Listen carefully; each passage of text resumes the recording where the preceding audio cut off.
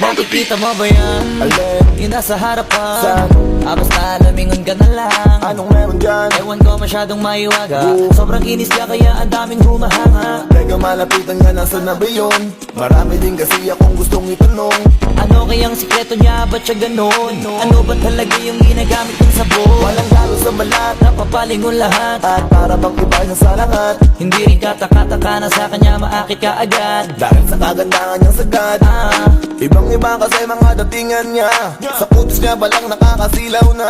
Kadalasan kasi pinag-iisipan siya. Pinagawa niya lang lahat kaya nilinaw niya.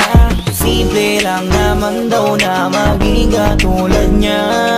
Kaso di lahat naniniwala sa kanya na Isa lang ang dahilan kung bakit That's right, ang kanyang ginagamit. Kaya pala iba datingan niya. Sa kinis ng balat ay masisilaw ka.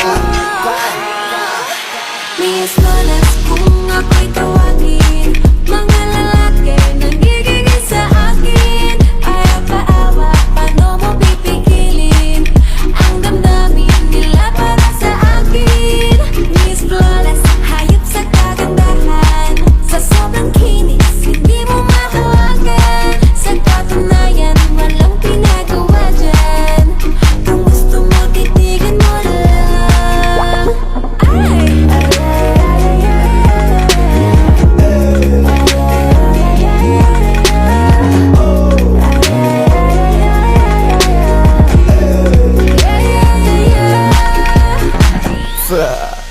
Grabe ang puti niya, swabe pag nakita. Mamangha pati sa kanyang ngita, maliga. Kung iniisip mo na tila paggawa dahil para siya maniga. Putis labanos, ayos, tapos halos sa kanyang hindi makita.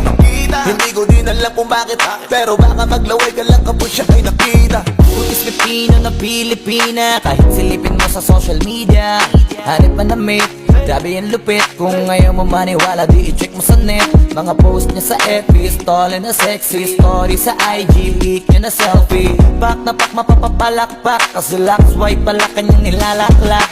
Simple lang naman daw na maging katulad niya. Kaso di lahat naniniwala sa kanya na Front row ang dahilan kung bakit That's right, ang kanyang ginagamit. Kaya pala iba datingan niya. Sa kinis ng balat ay masisilaw ka. Miss Flawless,